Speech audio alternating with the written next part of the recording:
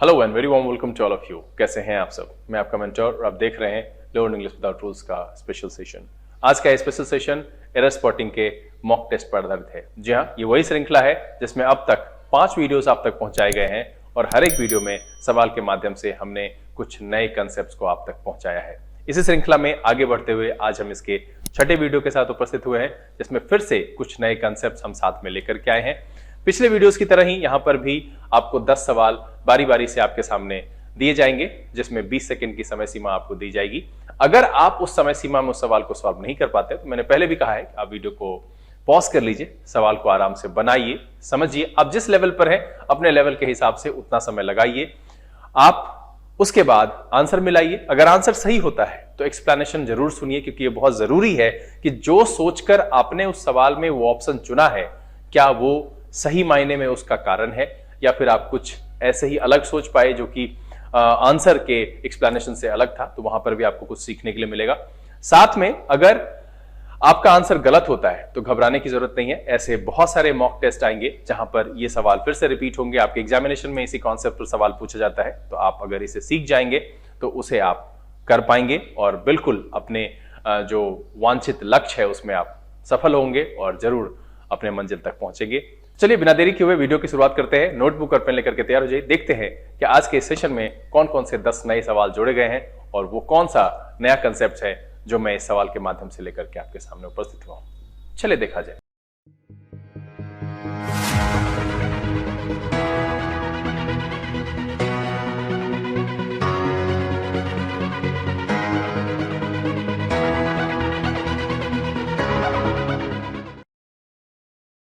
आइए हम आज के सेशन की शुरुआत करते हैं और देखते हैं इस एरर स्पॉटिंग के मॉक टेस्ट 6 में कौन कौन से 10 नए सवाल लाए गए हैं और इस सवाल के माध्यम से कौन सा नया कॉन्सेप्ट मैं आपके सामने रखने वाला हूं। सेशन में आगे बढ़ेंगे, लेकिन उससे पहले एक सूचना है। वैसे बच्चे जो मेरी ऑफलाइन क्लास अटेंड करना चाहते हैं और अपनी जो परीक्षाएं हैं उसमें अंग्रेजी में अच्छा करना चाहते हैं और बेसिकली जो कंसेप्ट बेस्ड स्टडी करना चाहते हैं, उनके लिए बिल्कुल स्वागत है। आपके पास 2 ऑप्शन है। मेरी क्लास बोरिंग रोड में द एजुकेशन मॉल में होती है और यहाँ पर जैसा कि आपको पहले से पता है कि कल से एक नई बैच शुरू होने वाली है, तो बिल्कुल आप डेमो के लिए उपस्थित होइए। आपको आपके डेमो के लिए पर्याप्त समय दिया जाएगा। वैसे कहा जाता है कि 2 फ्री डेमो होता है, लेकिन आप 2 से 3 क्लास 4 क्लास में आप खुद को पहले संतुष्ट कर लीजिए कि क्या आप मुझसे सीख पाएंगे। उसके बाद आप यहाँ पर जैसा चाहें एडमिशन करा सकते हैं, क्लासेस कंटिन्यू कर सकते हैं। दूसरा ऑप्शन है, मैं अनीशाबाद में पढ़ाता हूं, नवाब पथ में। ये अनीशाबाद गोलंबर से बेउर की तरफ जाने पर निदान हॉस्पिटल के पहले एक गली अंदर की तरफ आती है। वहां पर मेरे इंस्टीट्यूट है जहां पर इवनिंग क्लासेस उपलब्ध होती है। तो जो इस इलाके के बच्चे हैं, अनीशाबाद, फुलवारी और इस इलाके के आसपास रहने वाले बच्चे, अगर वो क्लास करना चाहते हैं और अपने कॉम्पिटिटिव एग्जामिनेशन में अंग्रेजी में अच्छा स्कोर करना चाहते हैं, तो यहाँ पर भी डेमो क्लासेस चलाई जा रही है।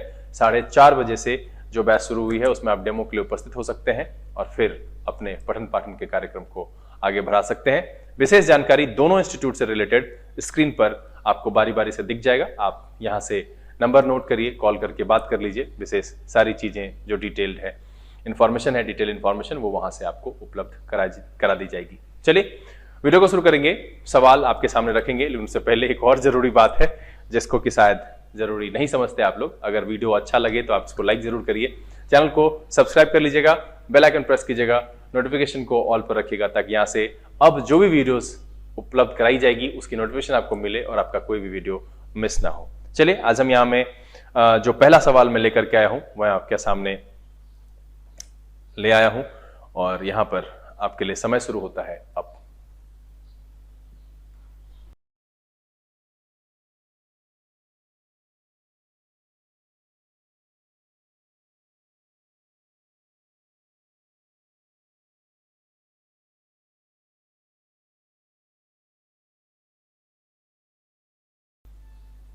Times up. देखिए सवाल कह रहा है द स्टेट गवर्नमेंट आर्ग्यूड वेहेमेंटली। अब यहां पर जो ये वर्ड है वेहेमेंट, इसका मतलब होता है तीव्र, उग्र, और ये जो वेहेमेंटली है इसका एडवर्ब वाला फॉर्म है। इसका मतलब होता है जोरदार तरीके से या तीव्र रूप से। क्या करेंगे? तीव्र रूप से। कह रहा है the state government argued vehemently that there were। और आपको पता है कि there के साथ क्या होता है कि इसके आगे जैसा सब्जेक्ट होता है हम उसी के हिसाब से वर्ब का प्रयोग करते हैं, और यहां पर जो वर लिखा हुआ है वो इस सब्जेक्ट के हिसाब से ठीक नहीं है। नो लिमिट, यहां पर वर नहीं, यहां सिंगुलर होना चाहिए और यहां होगा वॉज। वॉज कह रहा है the state government argued vehemently that there was no limit to the action that the house could take for maintaining order and the court could not examine the proportionality of the action. और तब जाकर के ये sentence बिल्कुल यहां पर सही होगा। इसमें जो मैंने बात कही है इस बात को ध्यान दीजिएगा कि देयर के साथ जब हम किसी सेंटेंस को लिखते हैं तो वर्ब पहले लिखा जाता है और उसका जो एक्चुअल सब्जेक्ट होता है वो इधर लिखा जाता है। अगर हम यहां पर किंग लिखते हैं, अ किंग लिखते हैं, तो यहां मुझे वॉज लिखना चाहिए, और अगर हम यहां पर किंग्स लिखते हैं तो यहां वर का प्रयोग होगा। तो मैं समझता हूं कि यह बात आप समझ गए होंगे। इस आधार पर इस सवाल का जो जवाब है, इसका जो आंसर हो जाएगा वो हो जाएगा ए। बड़ा ही आंसर जो है, बड़ा ही आसान सा ये सवाल था और मुझे नहीं लगता है कि इसमें आपको परेशानी हुई होगी। आप बताइए कि कितने लोग थे जिनका ये गलत हो गया और इनको ये ठीक लगा पढ़ करके कि हाँ भाई इसमें कोई गलती नहीं है। तो ऐसी ऐसी बारीक चीजें यहां पर उपस्थित होगी और ये बहुत ही कॉमन है। ये नया कॉन्सेप्ट नहीं है जो मैं यहां पर आपको सिखाने के लिए आया हूं। ये डमी सब्जेक्ट वाला कॉन्सेप्ट है। मैं एक बार फिर से दोहरा देता हूं कि डमी सब्जेक्ट वो सब्जेक्ट होता है जो किसी सेंटेंस में प्रयोग किया जाता है वाक्य की सुंदरता को बढ़ाने के लिए। उसका वाक्य के सेंस में, उसके अर्थ में कोई भी योगदान नहीं होता है, और ये सब्जेक्ट एक्चुअल सब्जेक्ट नहीं होता है। एक्चुअल सब्जेक्ट जो है वो वर्ब के बाद जो शब्द होता है वो होता है। ठीक है, और यहां पर मैंने एक एग्जाम्पल भी रखा है, there was a king, there were kings. चलिए अगला सवाल लिया जाए और आपका समय शुरू होता है अब।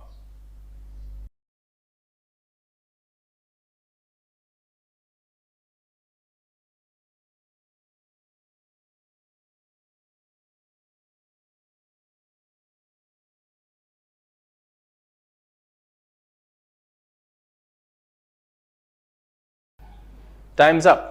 देखिए यहां पर जो सवाल कह रहा है, the Jain master whose reach with in Buddhism is seen as second only to the Dalai Lama, Spain almost 4 decades in exile। अब देखिए, after being banished from his homeland for calling for an end to the Vietnam American War। अब यहां पर कुछ जानकारी है, मैं पहले शब्दों की बात यहां पर कर लूं। तो ये जो एग्जाइल है इसका मतलब होता है देश से निकालना, इसका मतलब होता है वनवास, इसका मतलब होता है निर्वासन, और ये जो बैनिश वर्ड है इसका मतलब भी होता है निकाल देना। ठीक है, अब देखिए ये 2 शब्द इसमें है जो कि आपके लिए कठिन था, और मैं ये कोशिश करता हूं, ये सेशन एरर स्पॉटिंग का है, लेकिन उसमें जो कोई भी कठिन शब्द आते हैं मैं उसकी मीनिंग बता देता हूं। आपकी ये ड्यूटी है कि 2-3 बार इसको रिवीजन करें, अपने नोटबुक पर नोट डाउन करें, इसको रटने की कोशिश ना करें, और आगे से जब इस तरह के फीलिंग्स वाले स्टेटमेंट कहीं पर आपको बोलने की जरूरत पड़े तो इन शब्दों का वहां प्रयोग करें और इसके साथ फ्रेंडली होने की कोशिश करें। एक बहुत ही कॉन्सेप्ट चलता है बच्चों के बीच में कि आप रट लीजिए, रूल्स जो है वही पूछा जाता है। ऐसा कुछ भी नहीं है। आजकल जिस तरीके का एग्जामिनेशन हो गया है और जो माहौल है वहां पर अगर आपको ज्ञान नहीं है, आप ज्ञान कहने का मतलब है कि आपकी अपनी सूझबूझ अगर आपके साथ नहीं है तो रूल्स कभी भी आप फॉलो करके एग्जामिनेशन में अच्छे अंक नहीं ला पाएंगे, पास करने में आपको बहुत परेशानी होगी।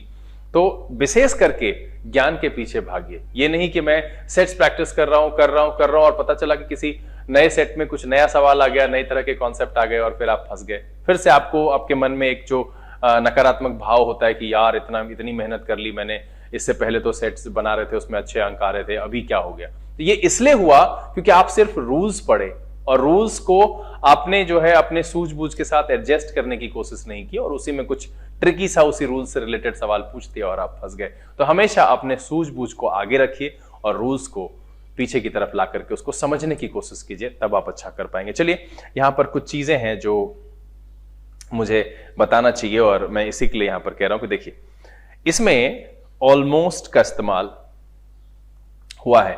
तो मैं ऑलमोस्ट वर्सेस जो नियरली है, मैं इसकी थोड़ी सी जानकारी आपको यहां पर दे दूं कि आखिरकार इस ऑलमोस्ट और नियरली में क्या अंतर है। ठीक है, ये दोनों जो होता है टू इंडिकेट प्रोग्रेस, ये दिखाने के लिए होता है इंडिकेट प्रोग्रेस। दोनों का इस्तेमाल ऐसे होता है लगभग या करीब करीब के सेंस में, लगभग या करीब करीब के सेंस में इसका प्रयोग किया जाता है। देखिएगा बहुत सारे बच्चों में यह बात है कि ऑलमोस्ट और नियरली लगभग एक ही जैसा है और सेंटेंस को पढ़ करके वो भाप नहीं पाते हैं कि आखिरकार इसमें क्या गड़बड़ी है, और ये नई जानकारी है और मुझे लिख करके बताइएगा जरूर कि क्या आप इस तरीके से ऑलमोस्ट और नियरली को समझते थे, क्या आप यूज करते थे, और अगर आप कुछ नया सीखे हैं तो वो भी मुझे लिख करके बताइएगा। वीडियो पसंद आ रहा है तो लाइक कर दीजिए, अपने मित्रों के साथ शेयर कर दीजिए। अब देखिए नियरली का जो बेसिकली यूज होता है वो होता है लक्ष्य की ओर प्रगति बताने के लिए, ठीक है, या संख्या से नजदीकी बताने के लिए। क्या होता है, संख्या से नजदीकी बताने के लिए हम यहां पर इसका प्रयोग करते हैं। और देखिए दूसरा जो है ऑलमोस्ट, इसका प्रयोग हम करते हैं अन्य प्रकार के विचारों की समानता बताने के लिए, अन्य प्रकार के विचारों की समानता, विचारों की समानता बताने के लिए करते हैं। ये चीज ध्यान रखिएगा कि नियरली का प्रयोग जो है सबसे बड़ा जो डिफरेंस है वो संख्या से नजदीकी बताने के लिए करते हैं और ऑलमोस्ट का इस तरीके से प्रयोग नहीं करते। जैसे कि एक एग्जांपल आप देखिए कि mister Rana is almost like a teacher to me, मतलब है कि वो शिक्षक की तरह है, लगभग वैसे ही हैं, like a teacher to me. तो ये चीज यहां पर देखिए इस तरीके का, यहां पर नियरली का प्रयोग नहीं कर सकते हैं। अब दूसरी बात देखिए कि ऑलमोस्ट इज यूज्ड बिफोर कुछ टेक्निकल चीजें, नेवर, नोबॉडी, नो वन, उसके बाद नथिंग, anybody, anyone,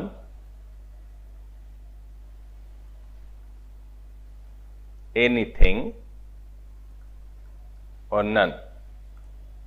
इसका प्रयोग जो है इसके पहले होता है, लेकिन ठीक है नियरली नहीं यूज किया जाता है, nearly can't be used in या विद कहिए, इन अबव मेंशन सिचुएशन और with above mention word, in above mention situation, ठीक है, या आप इसको कह लीजिए विद अबव मेंशन वर्ड। जो लिखिए कि मतलब है कि इस सिचुएशन में आप इसको कह सकते हैं with above mention words. Nearly का प्रयोग इन सारे के साथ नहीं होगा, मतलब यह है कि हम ऑलमोस्ट का प्रयोग करेंगे नेवर के साथ, नोबडी के साथ, नो वन के साथ, नथिंग के साथ, एनीबडी के साथ, एनीवन के साथ, नन के साथ, लेकिन हम नियरली का प्रयोग इसके साथ नहीं करेंगे।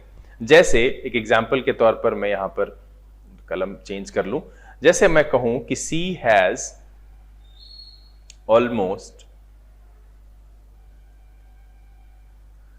Nothing to eat. अब यहां पर जो है नियरली का प्रयोग गलत हो जाएगा, यहां पर हम नियरली का प्रयोग नहीं कर सकते हैं। तो इस बात को ध्यान में रखिएगा कि ऑलमोस्ट का प्रयोग कैसे करते हैं, नियरली का प्रयोग कैसे करते हैं। सबसे बड़ी बात जो है ये संख्या से नजदीकी बताने वाली जो बात है उसको ध्यान रखिएगा कि नियरली का प्रयोग लक्ष्य की ओर प्रगति के लिए, मतलब है कि जो बेसिकली दोनों का सेंस है लगभग, करीब करीब, टू इंडिकेट प्रोग्रेस, इस सेंस में इस्तेमाल करते हैं। यहां नियरली का जो है वो लक्ष्य की ओर प्रगति, संख्या से नजदीकी, इसको बताने के लिए, और अदर तरह की जो फीलिंग्स है उसमें जो विचारों की समानता है उसको बताने के लिए करते हैं। जैसे कि मैंने यहां पर आपको एक एग्जाम्पल देकर के बताया कि mister Rana is almost like a teacher to me, और फिर मैंने कहा कि ऑलमोस्ट का प्रयोग हम never, nobody, no one, nothing, anybody, anyone, anything, none इसके साथ करते हैं, बट नियरली का प्रयोग नहीं किया जाता है। चलिए वापस सवाल पर आते हैं। तो यहां क्या कह रहा है, देखिए 4 डिकेड्स। तो यहां सीधा सीधा स्पष्ट हो गया कि भैया ऑलमोस्ट का प्रयोग यहां नहीं करेंगे। अब मुझे पता है कि संख्या से नजदीकी के लिए हम नियरली का प्रयोग करते हैं, और इसीलिए इस सवाल का जो जवाब है, इसका जो आंसर हो जाएगा वो हो जाएगा बी। सीधा सीधा क्या होगा, the gen master whose reach with in Buddhism is seen as second only to Dalai Lama, spend nearly 4 decades in exile after being banished from his homeland for calling for an end to the Vietnam American War। और तब जाकर के सही होगा। तो ध्यान रखिएगा, जो मैंने अभी इससे पहले बताया, वीडियो जब मैं बता रहा था उस दौरान आप स्क्रीनशॉट ले सकते हैं, आप पॉज करके इसको लिख सकते हैं। ये इंफॉर्मेशन आपके लिए उम्मीद करता हूं कि नया होना चाहिए, और इस तरीके के सवाल के जवाब में जो मैं जानकारी लेकर के आता हूं, मेरा उद्देश्य बस यही है कि मैं इस दौरान कुछ नई चीजें सिखा पाऊं। ऐसे जो रेगुलर कोर्स होता है जहां पर मैं ग्रामर बताता हूं और उसमें जो बता रहा हूं वो तो है ही, यहाँ पर एक बड़ी ही रोचक जानकारी है। रोचक क्या, मैं डिग्री का जो अगला एपिसोड है वो काफी पहले रिकॉर्ड कर लिया था, जो कि मैंने जैकेट में किया है, और मैं बहुत दिनों से सोच रहा था कि मैं उसको कैसे अपलोड करूं। बच्चे कहेंगे अरे सर को क्या हो गया यार, ये इतनी गर्मी में जैकेट पहन के वीडियो शूट किया। तो मैंने जो है वो पहले शूट किया था, अपलोड नहीं कर पाया किसी वजह से। तो इस वीडियो के बाद मैं उसे डाल दूंगा, वहां पर जो डिग्री का अगला एपिसोड है इंट्रोडक्शन के बाद जो है कन्वर्जन ऑफ वर्ड्स, वो सीख लीजिएगा, फिर हम उसके आगे वीडियोस को रिकॉर्ड करने के बाद डालते रहेंगे। तो यहां सीधी सी बात है कि जो इंफॉर्मेशन मैं देता हूं उसको कोशिश कीजिए कि आप उसको रखिए और रिवीजन करने की कोशिश कीजिए। इसी सबसे सवाल पूछा जाता है। तो यहां पर हम ऑलमोस्ट का प्रयोग नहीं करेंगे, नियरली का प्रयोग करेंगे। चलिए अगला सवाल लिया जाए और आपका समय शुरू होता है अब।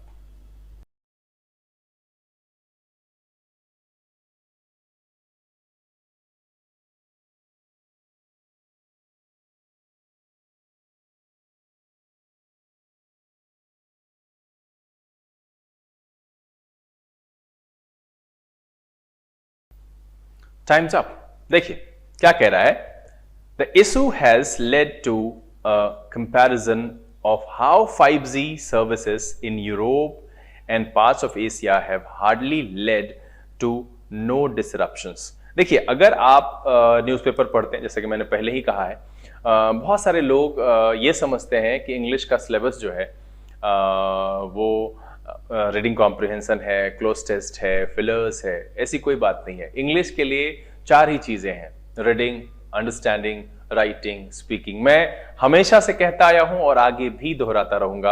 आप अगर ये मानकर चलते हैं कि इंग्लिश की कोर्स है 6 महीने के ड्यूरेशन में या 8 महीने के ड्यूरेशन में, मैं इसमें विद्वान हो जाऊंगा और मैं एग्जामिनेशन पास कर जाऊंगा, ऐसा कुछ भी नहीं होने वाला है। English is the name of improvement. Day by day आप इसमें इंप्रूव करते जाइए और एक समय ऐसा आएगा 2-3-4 महीने के बाद जहां पर आपको यह महसूस हो जाएगा कि हाँ भाई, अब मैं किसी प्रकार के एग्जामिनेशन में शामिल हूं तो मैं क्वेश्चन सॉल्व कर सकता हूं। क्यों? क्योंकि पढ़ना बहुत जरूरी है। अगर आप गलत पढ़ दोगे, उच्चारण सही नहीं होगा तो वो मीनिंग नहीं आएगा, अंडरस्टैंडिंग नहीं है, तो फिर आप सवाल सॉल्व नहीं कर पाएंगे। तो सबसे बड़ी बात है कि जो एक्चुअल प्रोसेस है, जो सही तरीका है, उसको अगर आप फॉलो करेंगे तो आपको रिग्रेट कभी नहीं होगा। इंग्लिश की जानकारी आपको मिल जाएगी और एग्जामिनेशन में बहुत सारे फैक्टर्स हैं जो ये तय करते हैं कि आपका सिलेक्शन होगा या नहीं। सिर्फ इंग्लिश ही नहीं है ऐसा, और इंग्लिश को तो खैर लोगों ने हवा बना रखा है। जी हाँ, सबसे ज्यादा मैथमेटिक्स अच्छी है बिहार के लोगों की और वो मैथमेटिक्स में ही घुसे रहते हैं। तो भैया ये ऐसे थोड़ी तो चलता है। सिर्फ मैथ पढ़ के या सिर्फ रीजनिंग पढ़ के आप किसी भी कॉम्पिटिटिव एग्जामिनेशन को पास नहीं कर सकते। सब में बराबर वैल्यू देना होगा। आप खुद से पूछिए सवाल कि आप इंग्लिश को कितनी रुचि से, कितने मन से और कितने देर पढ़ते हैं, साथ में नियमित रूप से आपने कितने दिनों तक, 7 दिनों तक, 15 दिनों तक, महीनों, या फिर अभी भी आप नियमित रूप से कर पाते। क्या ऐसा होता है? इंग्लिश के साथ एक अरुचि जुड़ती है और यही आपकी सफलता में सबसे बड़ा बाधक है। इसको हटाइए, प्रत्येक दिन कुछ ना कुछ सीखिए। ये टारगेट रखिए कि आज इंग्लिश में मुझे कुछ नया सीखना है, चाहे वो शब्द हो, चाहे कोई कॉन्सेप्ट हो, कुछ भी ऐसा। और पर डे का जो ये इंप्रूवमेंट है वही एक दिन जमा होकर के आपके सफलता का कारण बनेगा। इस बात को याद रखिएगा तो इंग्लिश आसान हो जाएगा। इससे आसान कोई दूसरी भाषा है नहीं। चलिए सबसे पहले अगर सेंस के आधार पर, जो मैं कह रहा था, न्यूज़पेपर अगर आप पढ़ते हैं तो यहां दिखता है कि hardly led to any disruptions. यहां पर जो है वो नो का प्रयोग नहीं होना चाहिए। ठीक है, यहां एरर मुझे दिख रहा है सेंस के हिसाब से कि the issue has led to a comparison of how 5G services in Europe and parts of Asia have hardly led to any disruptions to aviation in these parts of the world, unlike the near panic that has set in the US. How is this show? तो यहां पर sense के आधार पर तो मिल गया, but इससे related फिर कुछ जानकारी है जो मैं आपके साथ यहां पर बांट दूं। तो चलिए हम यहां पर जो है हार्डली स्कार्सली से रिलेटेड कुछ बातें कर देते हैं जो कि आपको समझ में आ जाएगा। हार्डली स्कार्सली जो है ये यूज किया जाता है, is used with any, ever, at all. ये इसके साथ इस्तेमाल होता है इन द सेंस ऑफ, क्या सेंस देता है जब इसके साथ इस्तेमाल होता है? In the sense of not quite या फिर ऑलमोस्ट नॉट। ठीक है, ये तो इसके सेंस में होता है। ऐसे हार्डली स्कार्सली अकेले भी इस्तेमाल किया जा सकता है, जैसे कि आप एक एग्जाम्पल इससे पहले वाकिफ हैं कि Sonal had hardly reached the station when the train left। तो ऐसा नहीं है, मैंने यहां पर यह बिल्कुल नहीं कहा है कि हार्डली स्कार्सली का हम एनी के साथ, एवर के साथ, एट ऑल के साथ ही प्रयोग करते हैं। हार्डली स्कार्सली अकेले भी इस्तेमाल किया जा सकता है और इससे आप वाकिफ हैं। लेकिन अगर हार्डली स्कार्सली का इस्तेमाल एनी के साथ, एवर के साथ, एट ऑल के साथ किया जाता है तो उसका सेंस क्या आता है? नॉट क्वाइट या ऑलमोस्ट नॉट। तो अब यहां पर देखिए कि क्या यह सेंस फिट बैठ रहा है। कह रहा है hardly led to any disruptions, मतलब है almost no disruptions to aviation in this part of the world. और इस हिसाब से तब मेरा सेंटेंस जो है वो मीनिंग दे पा रहा है। हार्डली का हमने प्रयोग किया है तो यहां पर एनी होना चाहिए। क्या कहता है? नॉट क्वाइट या ऑलमोस्ट नॉट के सेंस में यहां पर इस्तेमाल होगा और तब जाकर के सेंस सही होगा। इसीलिए इसका जो आंसर हो जाएगा वो हो जाएगा आपका सी। क्या करना है? नो हटा करके इसको एनी से रिप्लेस कर देना है। मैंने आपको कहा कि हार्डली और स्कार्सली अकेले भी प्रयोग होता है, इसका मतलब मुश्किल से होता है, कह सकते हैं आप बहुत कठिनाई से। रेयर शब्द रेयर केस कह सकते हैं, उस सेंस में भी इस्तेमाल होता है। और हार्डली का अगर हम इस्तेमाल करते हैं एनी के साथ तो सेंस क्या आता है? Almost not. चलिए अगला सवाल लिया जाए और आपका समय शुरू होता है अब।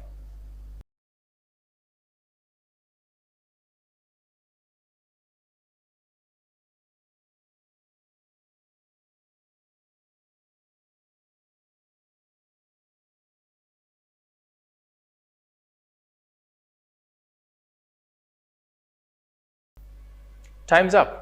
देखिए क्या कह रहा है। The transport minister mister A Ramachandran said that when men were not in a position to secure jobs, it would be fairly difficult to appoint women for the posts। अब देखिए यहां पर एक जानकारी फिर से है जो मैं आपके साथ यहां पर साझा करूं। वो जानकारी है, ये तो हो गया हार्डली वाला। अब देखिए एक है फेयरली और रैदर, इस दोनों में क्या डिफरेंस है?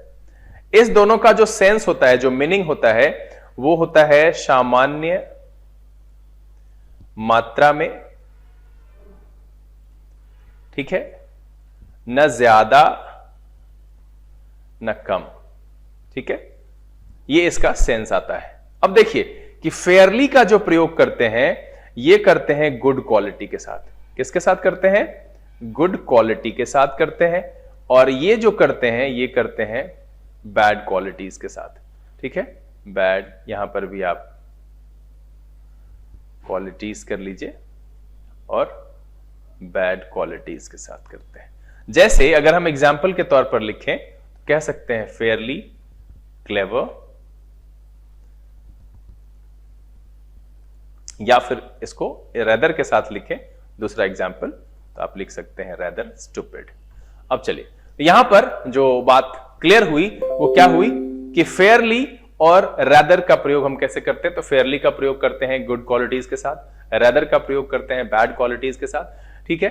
अब यहां पर दोनों का सेंस क्या है? सामान्य मात्रा में, न ज्यादा न कम। अब हम यहां पर अपने सवाल को देखते हैं। सवाल में क्या कह रहा है कि जब यहां पर डिफिकल्ट शब्द का हुआ है इस्तेमाल तो यहां जो है फेयरली नहीं, यहां पर होना चाहिए rather difficult to appoint women for the posts, तब जाकर के ये सही होगा। और इसीलिए इस सवाल का जो जवाब है वो है आपका डी। हम क्या करेंगे यहां पर सेंस के हिसाब से जो उपयोग है, चूंकि यहां पर डिफिकल्ट जो एडजेक्टिव है वो नेगेटिव एडजेक्टिव है, कह सकते हैं पॉजिटिव और नेगेटिव, मैंने जिसको गुड और बैड कहा है आप उसको पॉजिटिव और नेगेटिव एडजेक्टिव रख सकते हैं।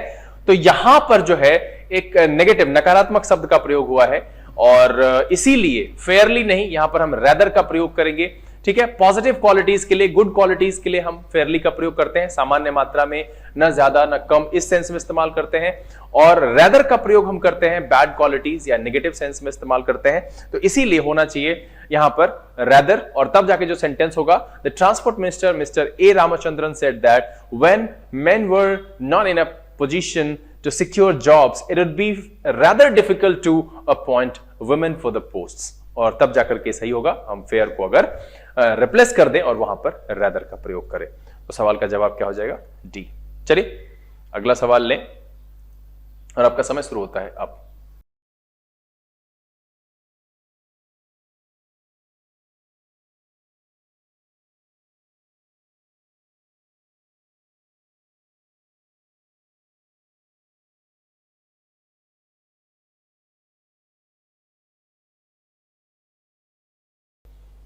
Times up. अब देखिए इस सवाल का जवाब किस किस का सही हुआ और किस किस का गलत हुआ, दोनों ही लोग जो है, दोनों प्रकार के लोग, वो मुझे कमेंट करके बताइएगा जरूर, क्योंकि यहां पर ये सवाल मैंने पहले, इससे पहले जो 5 मॉक टेस्ट हुए, जैसा मुझे याद है, शायद उसमें मैंने ये जो जानकारी है वो बताई है। और जो लोग नए हैं तो सबसे पहले तो अगर आप नए हैं, आपने चैनल सब्सक्राइब, क्योंकि मैं देखता हूं जब भी स्टैटिस्टिक्स देखता हूं तो वो देख लेते हैं और चैनल सब्सक्राइब नहीं करते, वीडियो लाइक करने में पता नहीं लगता है कि कुछ खर्च हो जाएगा। अरे इसमें कंजूसी नहीं कीजिए, यही मुझे बार बार प्रेरित करता है। बहुत सारे ऐसे कमेंट्स होते हैं जो मुझे अक्सर जो है प्रेरित करता है कि मैं जाऊं और वीडियो शूट करूं, और इसी वजह से इतनी व्यस्तता के बाद भी मैं कोशिश करता हूं। बीच में से इधर तो वीडियोस बहुत कम रहे हैं, बट उम्मीद है कि अब रेगुलर कर पाऊंगा, ऑल्टरनेट डेज में ही, लेकिन वीडियोस आएगा जरूर। देखिए सवाल में क्या कह रहा है कि the paper also looks into if state controlled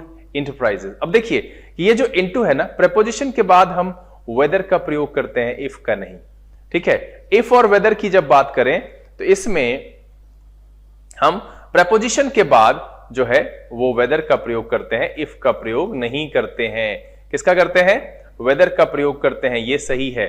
तो मुझे यहां पर गलती दिख गई कि इफ को हटाना होगा और इसकी जगह पर ये वेदर लगाना होगा कि the paper also looks into whether state-controlled enterprises in China are more likely to carry out illegal carry trades than private enterprises। तो इसीलिए इस सवाल का जो जवाब है इसका हो जाएगा बी। हम क्या करेंगे? इफ को हटाएंगे और वहां पर लगाएंगे वेदर। बहुत ही कॉमन सी जानकारी है, और वीडियो जो इससे पहले 5 आए हैं, अगर आपने नहीं देखा है तो मैं वीडियो में यहां पर जो है वो टैग कर दूंगा। आप इस वीडियो के बाद एक एक करके उसको देखिए, सवाल को रोक करके बनाइए, नए कॉन्सेप्ट्स अगर मिलते हैं तो उसको नोट डाउन करिए, ध्यान में रखने की कोशिश कीजिए, क्योंकि यही सब सवाल एग्जामिनेशन में पूछा जाएगा। और बस उम्मीद यही करते हैं कि आप उलझिए नहीं, पूरी गर्मजोशी और एनर्जी के साथ, जितने उत्साह से आप अपने जीवन में अपने लिए काम करते हैं, अपने शरीर और अपने अपीयरेंस को लेकर के, कि आप कैसे दिख रहे हैं, कौन सा कपड़ा पहनना है, कौन सी चीजें क्या टेस्टी है वो मुझे खाना है, उसी तरीके से ये हमारे मस्तिष्क के जो है तंदुरुस्त रहने के लिए जरूरी है ये ज्ञान। और जॉब कितना इंपॉर्टेंट है ये खैर कहना नहीं चाहिए मुझे, आप सभी समझदार हैं, तो इसलिए पूरी चुस्ती फुर्ती और 100% उपस्थिति के साथ सवाल को बनाइए, मेरे साथ आगे बढ़ते रहिए। यहाँ पर 5 सवाल और है, वीडियो को बीच में छोड़िएगा तो फिर जो आगे कुछ नई जानकारी है वो रह जाएगी, इसलिए वीडियो को अंत तक देखिए। चलिए यहाँ पर क्या कह रहा है कि the paper also looks into whether. यहां पर फिर से मैं रिपीट कर दे रहा हूं कि प्रेपोजिशन के बाद इफ और वेदर में से किसका प्रयोग करेंगे? वेदर का प्रयोग करेंगे, इफ का प्रयोग नहीं होगा। ये जानकारी ध्यान में रखिएगा, और हां कमेंट में लिख करके बताइएगा जरूर कि किन किन लोगों ने गलती की है। चलिए अगला सवाल लेते हैं और आपका समय शुरू होता है अब।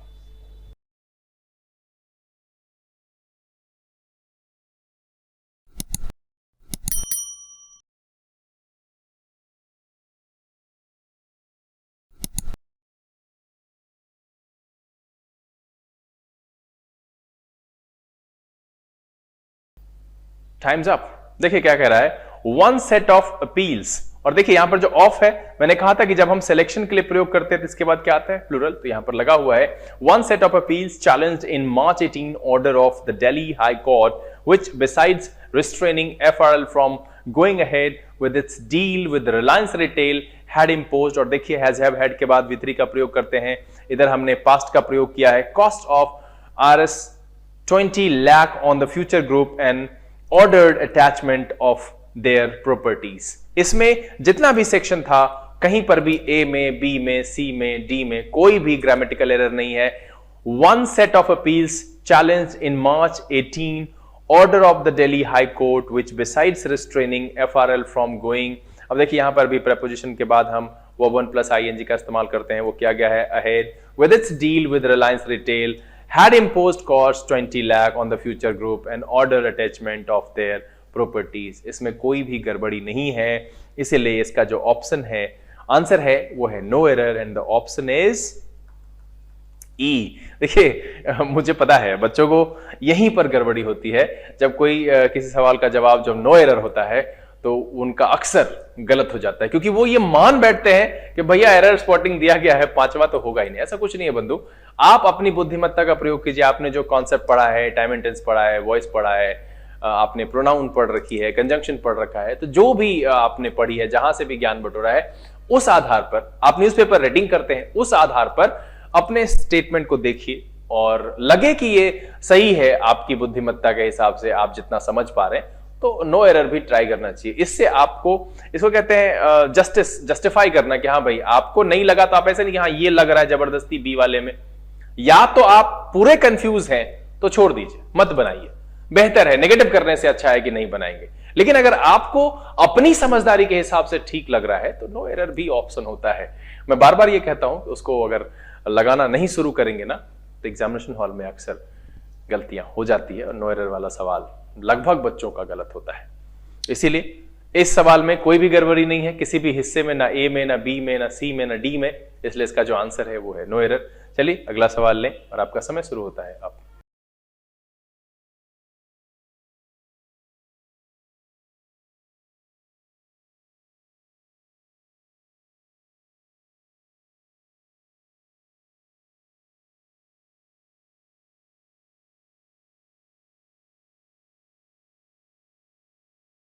Time's up. देखिए क्या कह रहा है, crown prince Birendra was sworn in king by the chief royal priest amongst chanting of hymns with traditional Hindu rituals at brief ceremony in the ancient Hanuman Dholka palace where his predecessors had been enthroned। अब देखिए यहां पर सीधा सा है, ये एक चीज देखिए, ये जो amongst का प्रयोग हुआ है ना, हमने बिटवीन और एमंग में पढ़ा, बिटवीन, एमंग और एमंगस्ट, ये जानकारी सबके पास कॉमन है, सभी लोग जानते होंगे।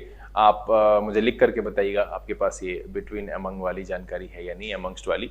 देखिए बिटवीन का प्रयोग, एमंग का प्रयोग और एमंगस्ट का प्रयोग हम के बीच के अर्थ में करते हैं, ठीक है। के बीच में, दो लोगों के बीच में हो सकता है, दो से ज्यादा लोगों के बीच में हो सकता है, तो बिटवीन का प्रयोग दो के बीच में करते हैं।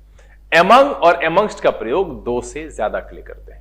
अब कि what is the difference between among and amongst? तो एमंग का प्रयोग आप कहीं भी कर सकते हैं, दो से ज्यादा है आप करिए, लेकिन एमंगस्ट के प्रयोग में एक रिस्ट्रिक्शन है कि वो वॉवल साउंड वाले शब्द के पहले प्रयोग होता है। डिस्ट्रीब्यूट स्वीट्स एमंगस्ट अस, ये होगा among boys, among the boys, among us, चलेगा। एमंग का प्रयोग सभी जगह होता है, उसके साथ कोई रिस्ट्रिक्शन नहीं है, इसीलिए एमंगस्ट का जो चर्चा है वो ना के बराबर की जाती है और बच्चे यहां कंफ्यूज। ध्यान दीजिएगा, वॉवल साउंड वाले शब्द के पहले हम एमंगस्ट का प्रयोग करते हैं। तो क्या ये एमंगस्ट यहां पर सही है? देखिए यहां पर लिखा हुआ है ये अनकाउंटेबल है, और अनकाउंटेबल के साथ हम एमंगस्ट का प्रयोग नहीं करते हैं, इसके लिए हम करते हैं एमिड और एमिड्स्ट का प्रयोग। ठीक है, ठीक है, एमिड और एमिड्स्ट का प्रयोग एमंगस्ट की तरह ही किया जाता है, लेकिन एमिड एमिड्स्ट अनकाउंटेबल के साथ प्रयोग हो सकता है, लेकिन एमंगस्ट नहीं हो सकता है, और इसीलिए यहां पर ये गड़बड़ी है। और इस सवाल का जो जवाब है वो है आपका ए। ये बात ध्यान दीजिएगा, मैंने यहां पर कुछ चीजें क्लियर की, शायद ये जानकारी आपको पहले से होगी कि बिटवीन का प्रयोग दो के बीच में होता है, और बिटवीन जब भी होता है तो आगे एंड लगता है, between Ram and Shyam. As well as नहीं लगाइएगा, क्योंकि जब दो के बीच में हो रहा है तो राम एंड श्याम होगा, फिर एज वेल एज का अलग यूज है। और शायद मैंने पिछले जो मॉक टेस्ट रहा है पीछे, उसमें एज वेल एज की जानकारी दी है। ऐसे बहुत सारे वैल्यूएबल एपिसोड्स आपके प्लेलिस्ट में अवेलेबल है। रूट वर्ड्स जो है, एफिक्सेस एंड रूट वर्ड्स है, उससे भी आप वोकैब सुधार सकते हैं। बहुत सारे नए शब्द आप यूं ही सीख जाएंगे। इडियम्स एंड फ्रेजेस है, वो तो भाई 5 नंबर पूछता है।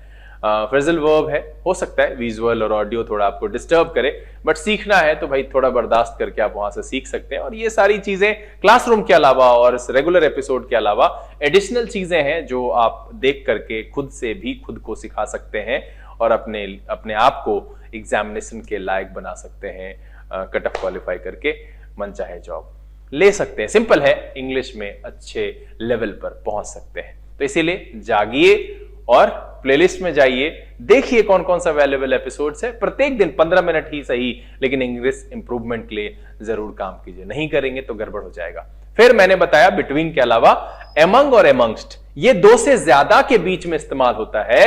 एमंग पर कोई रिस्ट्रिक्शन नहीं है, एमंगस्ट पर रिस्ट्रिक्शन है कि ये वॉवल साउंड वाले शब्द के पहले इस्तेमाल होगा। अब है कि एमंग और एमंगस्ट का प्रयोग अनकाउंटेबल के साथ नहीं होता है, इसी अर्थ में एमिड और एमिडस्ट का प्रयोग किया जाता है, और उसी जगह पर ये सवाल गलत है। चलिए अगला सवाल लेते हैं और आपका समय शुरू होता है अब।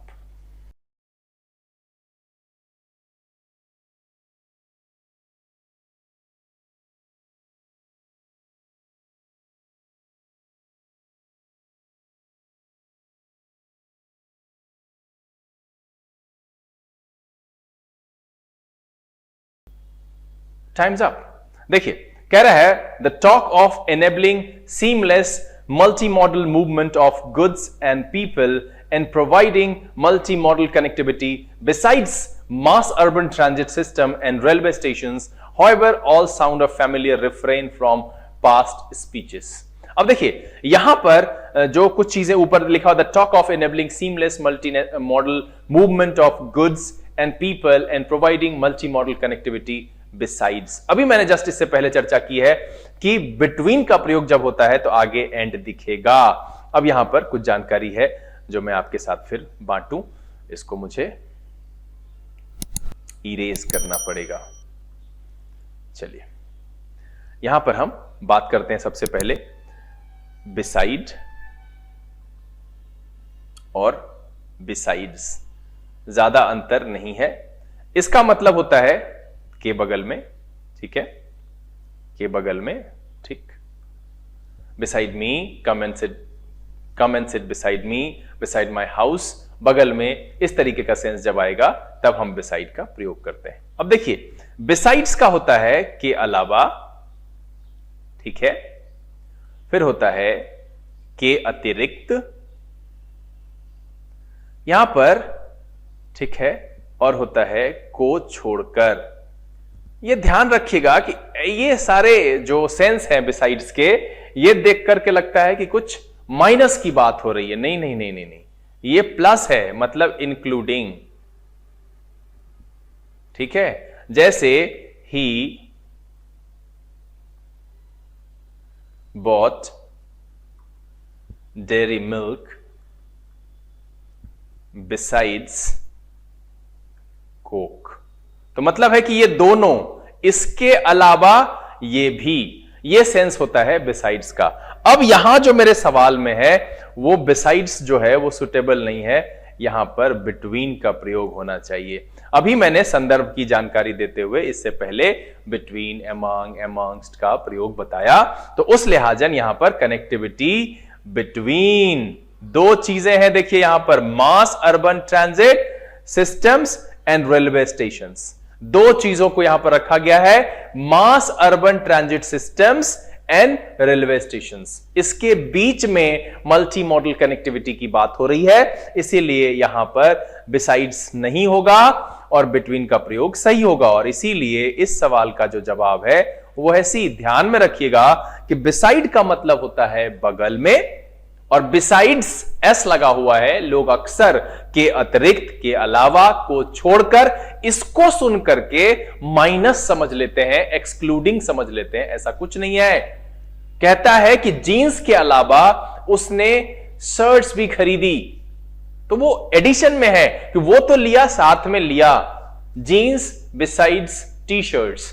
आप समझिए, इसका मतलब है कि दोनों लिया, के अतिरिक्त ये तो लिया ही, इसके अलावा ये भी लिया, मतलब एक वस्तु लिया, इसके अलावा दूसरा भी लिया। तो इस सेंस में हम बिसाइड्स का प्रयोग करते हैं। तो उस लिहाजन इस सवाल में इस जगह पर जो ऑप्शन नंबर सी है, besides mass urban transit systems and railway stations, यहां पर बिसाइड्स का प्रयोग सही नहीं है सेंस के हिसाब से, बिटवीन फिट बैठ रहा है, और इसलिए इसका जो आंसर है वो है सी। चलिए अगला सवाल लें और आपका समय शुरू होता है अब।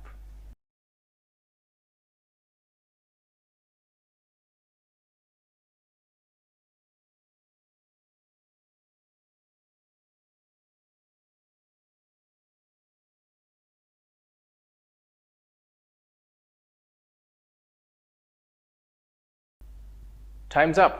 देखिए, कह रहा है the clear emphasis in the union budget on expanding capital expenditure is a welcome directional change, particularly since 45.2% of fiscal deficit is devoting। अब देखिए, ये यहां पर जो है डोअर और रिसीवर की बात समझिए। डोअर और रिसीवर, जो करने वाला है, ठीक है, उसकी बात। तो उसमें हम क्या लिखते हैं? हम लिखते हैं पहले सब्जेक्ट, फिर लिखते हैं V1 से लेकर के V5 तक का फॉर्म, और फिर लिखते हैं ऑब्जेक्ट, यानी कि एक्टिव पैटर्न। और रिसीवर को जब हम शुरू में लिखते हैं तो हम लिखते हैं पैसिव पैटर्न। और उसमें होता है, जैसे कि अगर हम मैं यहां पर लिखता हूं, जैसे लिखा है कि I am eating a mango. आपको ये जानकारी मैंने पहले दी है, और अगर आप नहीं पढ़े हैं मैं यहां ऐड कर दे रहा हूं। वॉइस के प्लेलिस्ट में चले जाइएगा और शुरू से जितने भी वीडियोस हैं सफिशिएंट है। आप ऑफलाइन क्लास नहीं भी करेंगे तो भी मैं ये दावे के साथ कह सकता हूं कि बड़ा मजा आएगा वॉइस सीखने में। बहुत आसान और बहुत सिंपल तरीके से मैंने समझाने की कोशिश की, स्टेप बाय स्टेप तोड़ करके। तो आप उसको सीखिए, क्योंकि उसी पर सवाल पूछा जाता है। और देखिए, यहां पर हम मॉक टेस्ट करा रहे हैं और कहां से शुरुआती बच्चे वाला सवाल पूछ दिया है। इसका जो वॉइस होगा क्या हो जाएगा? A mango is being eaten. ये कैसे हुआ, क्यों हुआ, इस पर ज्यादा डिटेल में बात नहीं करेंगे। वो आप प्लेलिस्ट में जाइए और उसको देखिए। वहां पर कोई परेशानी हो तो आप नीचे कमेंट में लिख करके मुझे बताइएगा जरूर। यहां क्या होना चाहिए? Fiscal deficit is being devoted, ठीक है, क्योंकि ऊपर देखिए स्पीच की, यूनियन बजट की चर्चा की गई है। वहां पर ऐसा कहा गया है कि डायरेक्शनल चेंज है, particularly since 45.2% of fiscal deficit is being devoted to finance capital expenditure. और इसीलिए इस सवाल का जो जवाब है, आंसर, वो है आपका डी नंबर। जी हां, डिवोटिंग को बीइंग डिवोटेड कर देंगे और इस लिहाजन तब जाकर के सही होगा। क्योंकि देखिए, इज तो ठीक ही है, इज के बाद मुझे बीइंग डिवोटेड करना है, तो डिवोटिंग को चेंज करेंगे। ये वो फॉर्मेट यहां गड़बड़ है। चलिए अगला सवाल लिया जाए, जो कि इस सेशन का आखिरी सवाल है। आपका समय शुरू होता है अब।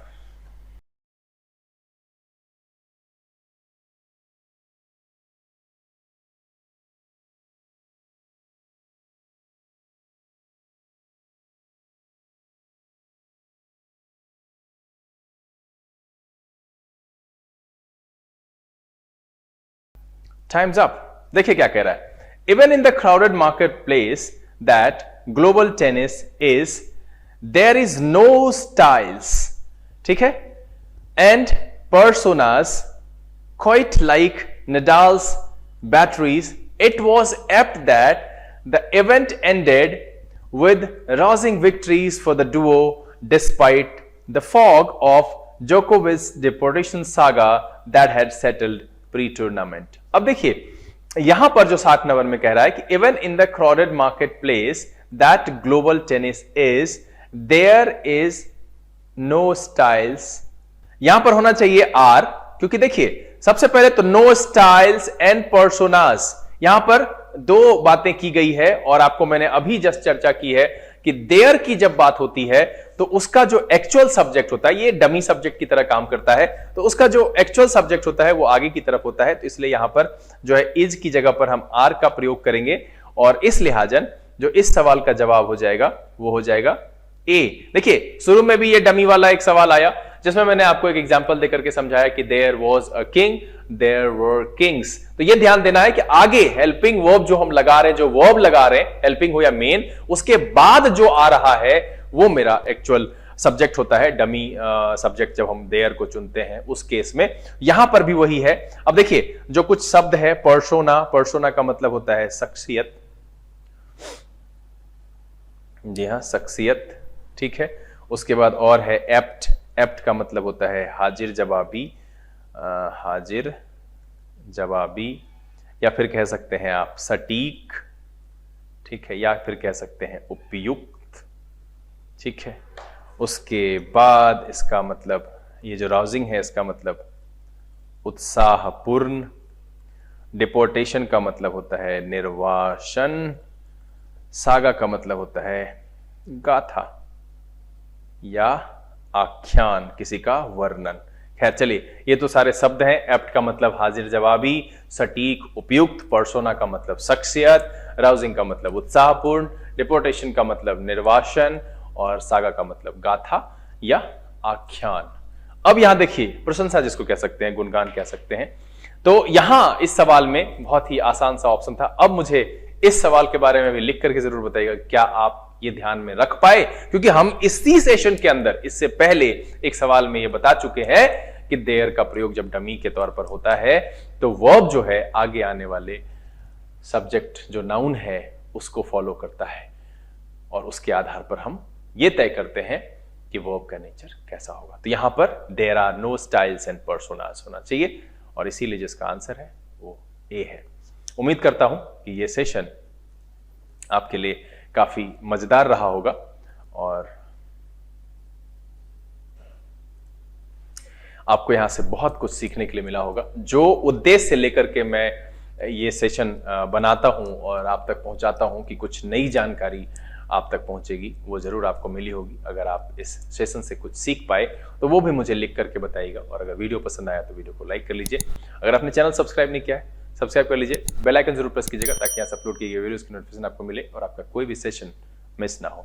जैसा कि मैंने वीडियो की शुरुआत में सूचना दी थी कि ऑफलाइन क्लासेस के लिए demo boring road the EDM classes, यहाँ पर जो बार बार इंफॉर्मेशन आपके सामने चलाई गई है उसमें से आप दोनों ही सेंटर के, जो अनीसाबाद में है, अनीसाबाद कोलंबर से बेउर की तरफ जाने पर निदान हॉस्पिटल के पहले जो गली अंदर की तरफ आती है, यहां पर शाम के समय में मैं क्लास लेता हूं। डेमो 4:30 बजे से कराई जा रही है। आप उसके लिए भी स्क्रीन से नंबर लेकर के कॉल करके सारी डिटेल इंफॉर्मेशन प्राप्त कर सकते हैं। और बोरिंग रोड में मॉर्निंग की बैचेज चलती है, वहां पर बैचेस 9 बजे से शुरू हुई है जिसके लिए डेमो कल से ही शुरू होगी। तो आप सब अगर रुचि रखते हैं तो बिल्कुल वहां उपस्थित होइए। फिर हम ऑफलाइन क्लासेस में इंग्लिश के इम्प्रूवमेंट पर काम करेंगे और कोशिश करेंगे कि आपको वहां तक पहुंचाएं जिस उद्देश्य से आप इतना प्यार आपका मिलता है, इतना भरोसा करते हैं। पढ़ते रहिए। बहरहाल समय है यहां से विदा लेने का। अगले दिन फिर एक नए जानकारी से भरे हुए रोचक एपिसोड के साथ आपके सामने उपस्थित होंगे। तब तक के लिए लर्न इंग्लिश विदाउट रूल्स के से this is BK Singh signing off. Keep reading, keep practising. Thank you, God bless you.